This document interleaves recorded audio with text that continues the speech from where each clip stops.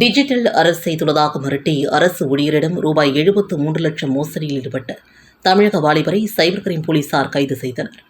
புதுச்சேரியை சார்ந்த பணி ஓய்வு பெற்ற அரசு ஊழியரை கடந்த ஜூலை மாதம் மர்ம நபர் ஒருவர் மொபைல் போனில் தொடர்பு கொண்டார். அவர் தான் சிபிஐ அதிகாரி என்றும் தங்களது ஆதார் கார்டை பயன்படுத்தி வங்கி கணக்கு துவங்கி 1 கோடி ரூபாய்க்கு மேல் பண மோசடி நடந்திருப்பதாகவும் அதற்காக டிஜிட்டல் அரசு செய்துள்ளதாகவும் கூறியுள்ளார். மேலும் இந்த வழக்கிலிருந்து விடுவிக்க 73 லட்சம் ரூபாய் அனுப்ப வேண்டும் என்று மர்ம ஆசாமி மிரட்டியுள்ளார். இதனையடுத்து மர்ம நபரின் வங்கிக் கணக்கிற்கு 73 லட்சம் ரூபாய் அனுப்பி ஏமாந்து விட்டதாக சைபர் கிரைம் போலீசில் ஓய்வு பெற்ற ஊழியர் புகார் அளித்தார். இதன் அடிப்படையில் cyber crime senior SP Nithya Radhakrishnan, SP Shruti Yaragatti மேற்பார்வைகள், இன்ஸ்பெக்டர் தியாகராஜன் தலைமையிலான போலீசார் வழக்கு பதிவு செய்து விசாரணை மேற்கொண்டு வருகின்றனர். புதுச்சேரியில் பொது இடங்களில் மது அருந்தி தகராறில் ஈடுபட்ட 64 பேரை போலீசார் கைது செய்தனர். புதுவை யூனியன் பிரதேசத்தில் சட்டம் ஒழுங்கை பராமரிக்க கடந்த வாரம் 3 நாட்கள் திடீர் சோதனை ரோந்து பணியை காவல்துறை அதிகாரிகள் மேற்கொண்டனர். பொது இடங்களில் மது அருந்துதல், பொதுமக்களுக்கு தொந்தரவு ஏற்படுத்துதல், குடிபோதையில் சண்டையிடுதல் தொடர்பாக சோதனை நடத்தப்பட்டது. புதுவையின் பல்வேறு காவல் நிலையங்களில் இது தொடர்பாக மொத்தமாக 47 வழக்குகள் பதிவு செய்யப்பட்டுள்ளன. 64 பேர் கைது செய்யப்பட்டு நீதிமன்ற காவலில் வைக்கப்பட்டுள்ளனர். சிறப்பு ரோந்து அனைத்து வார இறுதி நாட்களிலும் பண்டிகை விடுமுறை நாட்களிலும் தொடரும். குடிப்பழக்கத்தால் பொதுமக்களுக்கு இடையூறு விளைவிக்கும் நபர்களுக்கு எதிராக கடுமையான நடவடிக்கை எடுக்க போலீசாருக்கு காவல்துறை தலைமையகம் உத்தரவிட்டுள்ளது. புதுச்சேரியில் 20 முதல் 75 பைசா வரை மின் கட்டணம் உயர்த்தப்பட்டுள்ளதால் பொதுமக்கள் அதிர்ச்சியடைந்துள்ளனர். புதுச்சேரி யூனியன் பிரதேசம் மின்துறையின் வரவு செலவு கணக்குகள் கோவாவில் உள்ள இணை ஒழுங்குமுறை ஆணையத்திடம் சமர்ப்பிக்கப்பட்டு அதற்கேற்ப ஆண்டுதோறும் மின் கட்டணம் நிர்ணயிக்கப்பட்டு வருகிறது. கடந்த 2023-24 நிதியாண்டிற்கான வரவு செலவு கணக்கு ஒழுங்குமுறை ஆணையத்திடம் சமர்ப்பிக்கப்பட்டு 2024-25 நிதியாண்டிற்கான வீடுகளின் மின்கட்டண உயர்வு கடந்த 2024 ஜூன் மாதம் முதல் அமலுக்கு வந்தது. அதன்படி புதுச்சேரியில் முதல் ஒரு 100 யூனிட் மின்சாரத்திற்கு 1 யூனிட் மின்கட்டணம் ரூபாய் 2.70 உயர்த்தப்பட்டது. இதற்கு புதுச்சேரி பொதுமக்கள் தங்களது கடும் எதிர்ப்பை தெரிவித்தனர். இருந்தபோதிலும் யூனியன் பிரதேசத்தில் மின்கட்டணம் அமலுக்கு வந்தது. இந்நிலையில் இன்று மீண்டும் புதுச்சேரி அரசு மின் கட்டண உயர்வை அறிவித்துள்ளது. அதன்படி புதுச்சேரியில் வீடுகளுக்கு முதல் 100 யூனிட் வரை ஒரு யூனிட்டிற்கு ரூபாய் 2.70 இருந்த மின் கட்டணம் தற்போது 2.90 உயர்த்தப்பட்டுள்ளது. 101 முதல் 200 யூனிட் வரை ரூபாய் 3.25 என்பதிலிருந்து ரூபாய் 4 201 முதல் 300 யூனிட் வரை ரூபாய் 5.40 என்பதிலிருந்து ரூபாய் 6 300 யூனிட்டிற்கு மேல் ரூபாய் 6.80 என்பதிலிருந்து ரூபாய் 7.50 உயர்த்தப்பட்டுள்ளது. மேலும் இந்த கட்டண உயர்வு அக்டோபர் 1ஆம் தேதி மின் பயன்பாட்டிலிருந்து அமலுக்கு வருவதாக தெரிவிக்கப்பட்டுள்ளது. புதுச்சேரியில் 20 முதல் 75 பைசா வரை மின் கட்டணம் உயர்த்தப்பட்டுள்ளதால் பொதுமக்கள் அதிர்ச்சியடைந்துள்ளனர். புதுச்சேரியில் பழைய மின் கட்டணமே தொடரும், அதற்கான தொகையை மானியமாக அரசு செலுத்திவிடும் என்று அமைச்சர் நமச்சிவாயம் தெரிவித்துள்ளார். காரைக்கால் நிகழ்ச்சி ஒன்றில் பங்கேற்ற பின் செய்தியாளர்களிடம் பேசிய அமைச்சர் நமச்சிவாயம், மின் கட்டணம் நிச்சயம் உயர்த்தப்படாது. மின்துறை ஒழுங்குமுறை ஆணையம் மின் கட்டணத்தை உயர்த்த கூறினாலும் புதுச்சேரி அரசு உயர்த்தாது. அதற்கான தொகையை மானியமாக அரசு செலுத்திவிடும். கடந்த ஆண்டும் மின் கட்டணத்தை உயர்த்த கூறிய போது மக்களிடம் கட்டணத்தை வசூலிக்காமல் அரசே மானியம் செலுத்தியது. அதே நடைமுறை இந்த ஆண்டும் பின்பற்றப்படும். மின் கட்டண உயர்வு பொதுமக்கள் மீது தாக்கத்தை ஏற்படுத்தாது. பழைய கட்டணமே தொடரும் என்றும் உறுதியளித்தார். புதுச்சேரியில் மின் கட்டண உயர்வை திரும்பப் பெற வலியுறுத்தி அதிமுக சார்பில் மாநில செயலாளர் அன்பழகன் தலைமையில் மின்துறை தலைமை அலுவலகத்தை போலீசாரின் தடையை மீறி முற்றுகையிட்டு போராட்டத்தில் ஈடுபட்டதால் பரபரப்பு ஏற்பட்டது. புதுச்சேரியில் மின் கட்டணத்தை உயர்த்த மின் ஒழுங்குமுறை ஆணையம் புதுச்சேரி அரசிற்கு பரிந்துரை செய்துள்ளது. இதன்படி ஒரு யூனிட்டிற்கு 20 பைசா உயர்த்த அறிவுறுத்தியுள்ளது. இந்த மின் கட்டண உயர்விற்கு அதிமுக கண்டனம் தெரிவித்து மின்துறை தலைமை அலுவலகம் முன்பு ஆர்ப்பாட்டம் நடத்தப்படும் என்று அறிவித்தது. அதன்படி உப்பளம் அதிமுக தலைமை அலுவலகத்திலிருந்து கட்சியின் மாநில செயலாளர் அன்பழகன் தலைமையில் அதிமுகவினர் மின்துறை தலைமை அலுவலகம் நோக்கி ஊர்வலமாக சென்றனர். அலுவலக வாய்கள் முன்பு அவர்கள் கண்டன உயர்வை கண்டித்து கோஷங்களை எழுப்பினார்கள். இந்த போராட்டத்தின் காரணமாக மின்துறை அலுவலகத்தின் கதவு மூடப்பட்டது. போலீசாரின் தடையை மீறி அதிமுகவினர் கதவை திறந்து மின்துறை அலுவலகத்திற்குள் சென்று முற்றுகையில் ஈடுபட்டனர். பேச்சுவார்த்தைக்கு அதிகாரிகள் வரும் வரை முற்றுகை போராட்டம் தொடரும் என்றும் அறிவித்து கோஷமிட்டனர். இதனையடுத்து மின்துறை கண்காணிப்பு பொறியாளர் கனியமுதன் அலுவலகத்திற்குள் நுழைந்து அதிமுகவிடம் அவரிடம் கடும் வாக்குவாதத்தில் ஈடுபட்டனர். மின் கட்டண உயர்வை அரசு இன்னும் அறிவிக்கவில்லை. மின் ஒழுங்குமுறை ஆணையத்தின் இணையத்தில்தான் வெளியிட்டார்கள். அரசு அறிவித்தாலும் மானியமாக மாற்ற மின்துறை அமைச்சர் உத்தரவிட்டிருப்பதாக மின்துறை கண்காணிப்பு பொறியாளர் கனியமுதன் விளக்கம் அளித்தார். இதற்கு அதிமுகவினர் மக்களுக்கு மானியம் வேண்டாம், மின் கட்டண உயர்வை ரத்து செய்யும் வரை போராட்டம் நடத்துவோம் என்றும் கூறி வெளியேறினார்கள். இந்த போராட்டத்தின் காரணமாக மின்துறை வளாகத்தில் 1 மணி நேரம் பரபரப்பு காணப்பட்டது. பருவமழை காரணமாக புதுச்சேரியில் உள்ள ஆறுகள், படுகை அணைகள், கால்வாய்களில் பொதுமக்கள் குளிக்க தடை விதிப்பதாக மாவட்ட ஆட்சியர் குலோத்துங்கன் அறிவித்துள்ளார். இது தொடர்பாக அவர் வெளியிட்டுள்ள அறிக்கையில், வேடூர், சாத்தனூர் அணைகளில் இருந்து திறந்துவிடப்படும் நீர் புதுச்சேரியை நோக்கி வரும் நிலையில் எச்சரிக்கை அறிவிப்பையும் மீறி பொதுமக்கள் படுகை அணைகளில், ஆறுகளில் குளிப்பது உள்ளிட்ட செயல்பாடுகளில் ஈடுபட்டு வருவதாக சமூக ஊடகங்களில் காண முடிகிறது. இதனையொட்டி இந்த தடை உத்தரவு பிறப்பிக்கப்பட்டுள்ளது. இந்த உத்தரவை மீறுவோர் மீது சட்டப்படி நடவடிக்கை எடுக்கப்படும் என்றும் அந்த உத்தரவில் கூறப்பட்டுள்ளது.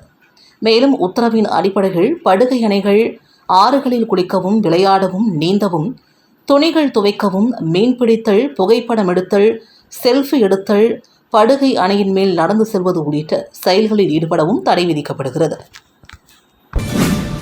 சன்னியாசிக்குப்பம் தொடக்க வேளாண்மை கூட்டுறவு கடன் சங்கத்தின் நிர்வாக குழு கூட்டத்தில் மானியமாக டிராக்டர் வழங்கிய முதல்வருக்கு நன்றி உட்பட பல்வேறு தீர்மானங்கள் நிறைவேற்றப்பட்டன.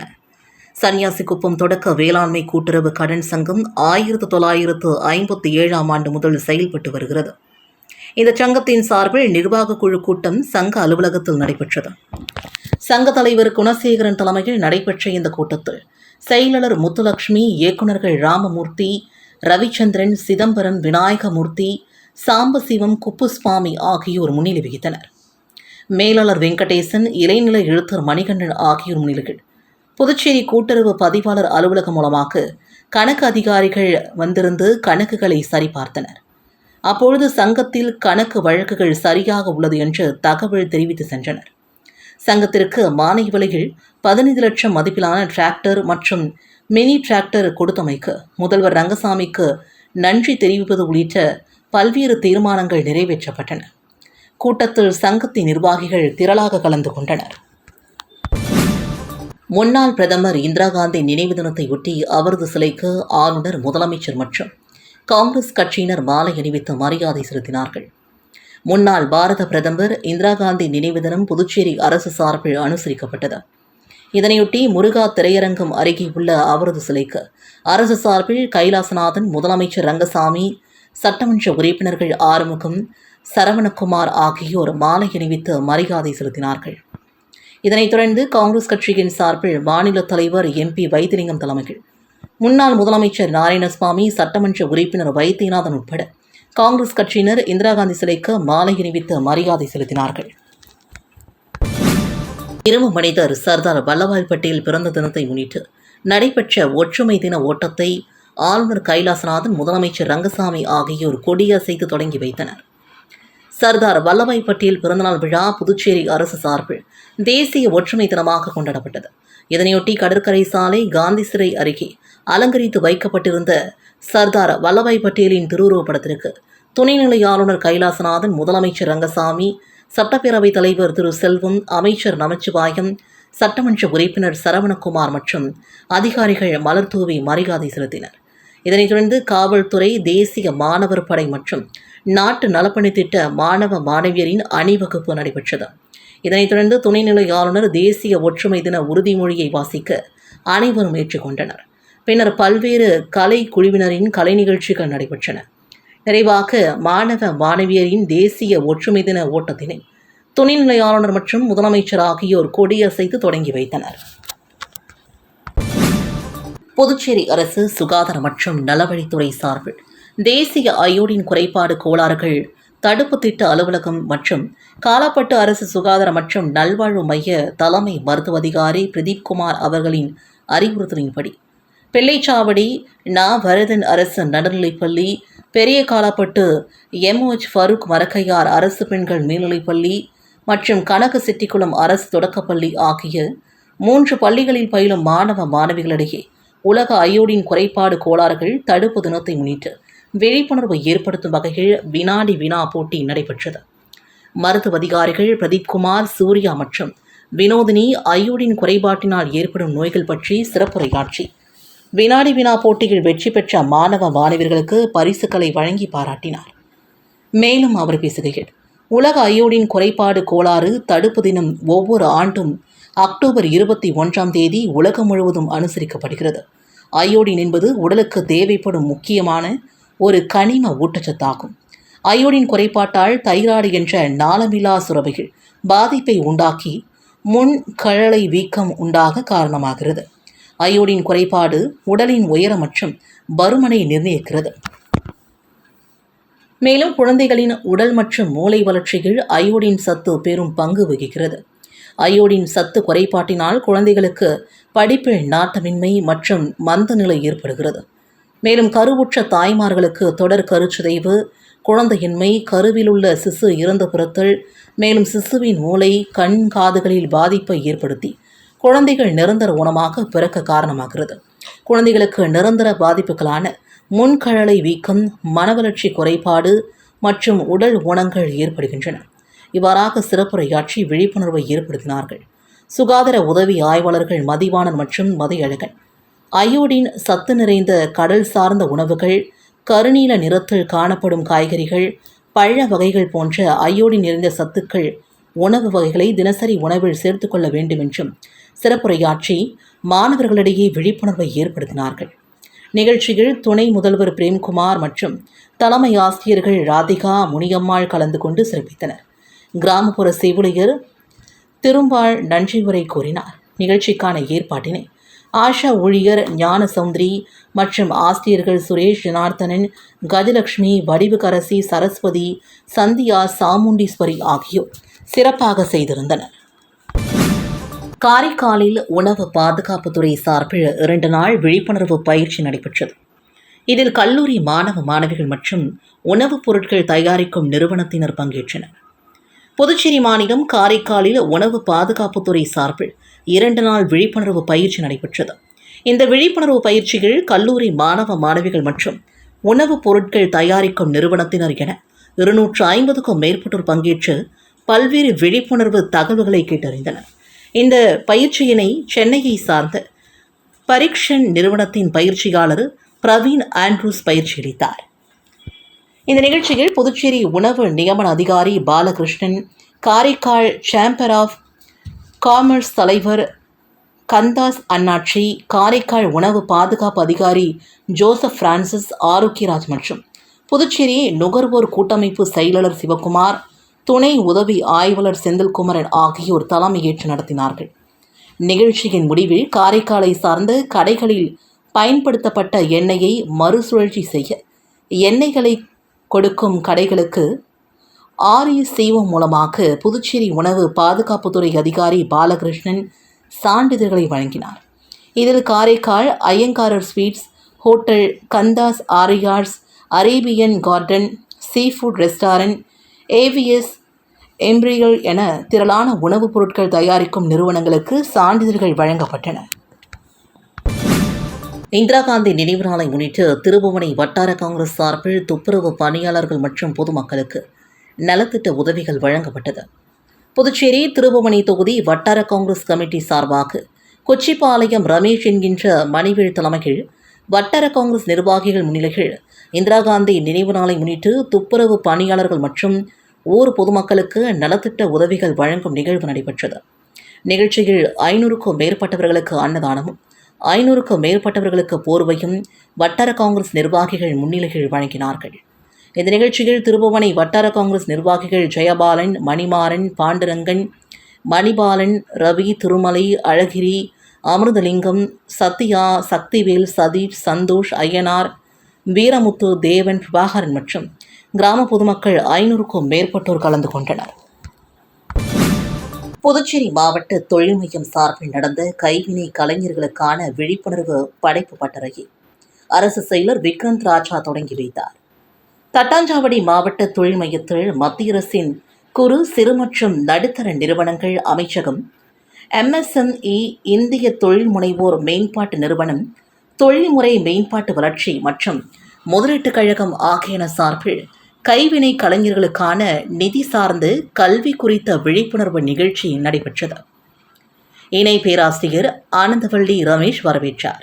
அரசு செயலர் விக்ராந்த் ராஜா பங்கேற்று அதிகாரித்தல் மற்றும் துரிதப்படுத்துதல் திட்டத்தின் மூலமாக MSME நிதி மேலாண்மை திறன்களை வலுப்படுத்தி நிலையான வணிக வளர்ச்சியை அடைய முடியும்.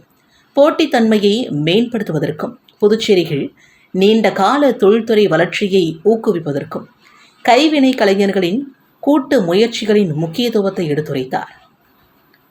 நிதி எழுத்தறிவு ஆலோசகர் ராஜா, மூத்த மேலாளர் ஜோஸ்மின் சாய்ராணி நிதி சார்ந்த கல்வி குறித்து புரிதல், இணைப்பு பேராசிரியர் ஆனந்தவள்ளி ரமேஷ் வணிக மேம்பாடு, வருவாய் மற்றும் இடர்களை கையாளும் யுக்தி, வேலூர் DIPS அகாடமியின் இயக்குனர் விஜய கணேஷ் பட்ஜெட், பணப்புழக்கம் மற்றும் மூலதான மேலாண்மை, கோனேரிக்குப்பம் ஆதித்யா மேலாண்மை அறிவியல் மற்றும் ஆராய்ச்சி நிறுவனத்தின் முதல்வர் மதனே டிஜிட்டல் நிதி சார்ந்த கருவிகள் மற்றும் இணக்க விழிப்புணர்வு தலைப்புகளில் பேசினர்.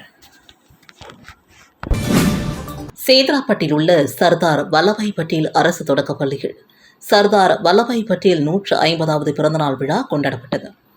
சர்தார் வல்லபாய் பட்டேலின் 150வது பிறந்தநாள் விழா சேதராப்பட்டில் உள்ள சர்தார் வல்லபாய் பட்டேல் அரசு தொடக்கப் பள்ளியில் கொண்டாடப்பட்டது. விழாவிற்கு வட்டம் 5 பள்ளி துணை ஆய்வாளர் புவியரசன் சிறப்பு விருந்தினராக கலந்து கொண்டார். பள்ளியின் தலைமை ஆசிரியை ஹேமா மாலினி தலைமை உரையாற்றினார். பள்ளி துணை ஆய்வாளர் அவர்கள் சர்தார் வல்லபாய் பட்டேலின் பெருமைகளை கூறி சிறப்புரையாற்றினார். பட்டேல் அவர்களின் பிறந்தநாளை சிறப்பிக்கும் வண்ணம் மாணவர்களுக்கு பேச்சு போட்டி, கவிதை போட்டி, ஓவிய போட்டி, பாடல், வினாடி வினா போட்டிகள் நடத்தப்பட்டு பரிசுகளும் வழங்கப்பட்டன. பட்டேல் அவர்களின் வாழ்க்கை வரலாறு காணொலி வாயிலாக காட்சிப்படுத்தப்பட்டது. மாணவர்கள் களிமண்ணால் செய்த பட்டேல் அவர்களின் உருவச்சிலை மாதிரி காட்சிப்படுத்தப்பட்டது. ஆசிரியை கௌசல்யா நன்றியுரை வழங்க ஆசிரியர் சரிதா நிகழ்ச்சியினை தொகுத்து வழங்கினார். விழாவில் பள்ளி மேலாண்மை உறுப்பினர்கள் பங்கேற்றனர். இந்த விழாவிற்கான ஏற்பாடுகளை பள்ளியின் அனைத்து ஆசிரியர்களும் ஊழியர்களும் செய்திருந்தனர். இந்தியாவின் இரும்பு மனிதர் என்று போற்றப்படும் சர்தார் வல்லபாய் பட்டேலின் 150வது பிறந்த தினத்தை முன்னிட்டு வெளியூர் காவல் நிலையம் சார்பில் பேரணி மற்றும் மரக்கன்றுகள் நடப்பட்டன. இந்தியாவின் இரும்பு மனிதர் சர்தார் வல்லபாய் பட்டேலின் பிறந்த தினத்தை தேசிய ஒருமைப்பாட்டு தினமாக புதுச்சேரி காவல்துறை சார்பில் கொண்டாடப்பட்டது. இதனையொட்டி வெளியூர் காவல் நிலையம் சார்பில் காசி விஸ்வநாதர் ஆலயம் அருகே மரக்கன்றுகள் நடப்பட்டது. இதனைத் தொடர்ந்து வெளியூர் காவல் நிலையம் எதிரே ஏற்பாடு செய்யப்பட்டிருந்த சர்தார் வல்லபாய் பட்டேலின் புகைப்படம், வரலாற்று கண்காட்சியை மாணவ மாணவிகள் பார்வையிட்டனர். மேற்கு காவல் கண்காணிப்பாளர் சுப்பிரமணியன் தலைமையில் வெளியூர் வட்ட ஆய்வாளர் கலைச்செல்வன் மற்றும் உதவி ஆய்வாளர் திருமுருகன் மற்றும் வெளியூர் மகளிர் காவல் நிலைய உதவி ஆய்வாளர் ரீனா, மேரி, டேவிட் முனிகள், விவேகானந்தா அரசு ஆண்கள் மேல்நிலைப் பள்ளியின் மாணவர்கள் முன்னிலையில் உறுதிமொழி ஏற்று பள்ளி மாணவர்களுக்கு எழுது பொருட்கள் மற்றும் இனிப்புகள் வழங்கப்பட்டது. இதனைத் தொடர்ந்து வெளியூர் மாட வீதி சுற்றி பள்ளி மாணவர்கள் மற்றும் காவல்துறையினர் ஒன்றிணைந்து பேரணியாக சென்று சர்தார் வல்லபாய் பட்டேலின் நினைவை எடுத்துக் கூறினர். மேலும் நிகழ்ச்சியில் வெளியூர் காவல் நிலைய காவலர்கள் மற்றும் குற்றப்பிரிவு காவலர்கள், பொதுமக்கள், பள்ளியின் ஆசிரியர்கள் என திரளானோர் கலந்து கொண்டு சிறப்பித்தனர். நெட்டப்பாக்கம் செல்வ முத்துக்குமார சுவாமி ஆலயத்தில் தெப்ப உற்சவ பெருவிழா சிறப்பான முறையில் நடைபெற்றது. புதுவை மாநிலம் அருகே உள்ள நெட்டப்பாக்கம் முத்துக்குமார சுவாமி ஆலயத்தில் கந்தசஷ்டி பெருவிழா சிறப்பான முறையில் நடைபெற்றது. ஐப்பசி 5ஆம் தேதி கொடியேற்றத்துடன் விழா துவங்கியது. வள்ளி தெய்வானை முத்துக்குமார சுவாமி சிறப்பு அலங்காரத்தில் அலங்காரம் செய்யப்பட்டு தெப்ப உற்சவத்தில் முத்துப்பல்லக்கில் அமர்ந்து பக்தர்களுக்கு காட்சியளித்தார். முன்னதாக இந்திர விமானம், பூத வாகனம், மயில் வாகனம், ஆட்டுக்கிடா வாகனங்களில் முத்துக்குமார சுவாமி வீதி உற்சவம் நடைபெற்றது. தொடர்ந்து தாருகாசூரன், பானுகோபன், சிங்கமுக சூரன், சூரபத்மன் உள்ளிட்ட சூரர்கள் வதம் செய்யும் நிகழ்வு நடைபெற்றது. பின்னர் வள்ளி தேவானை செல்வ முத்துக்குமார சுவாமி திருக்கல்யாண உற்சவம் முடிந்து மஞ்சள் நீர் உற்சவம் நடைபெற்றது. விழாவில் நெட்டப்பாக்கம் மற்றும் சுற்றுப்புற கிராம மக்கள் கலந்து கொண்டு சுவாமி தரிசனம் பெற்றனர்.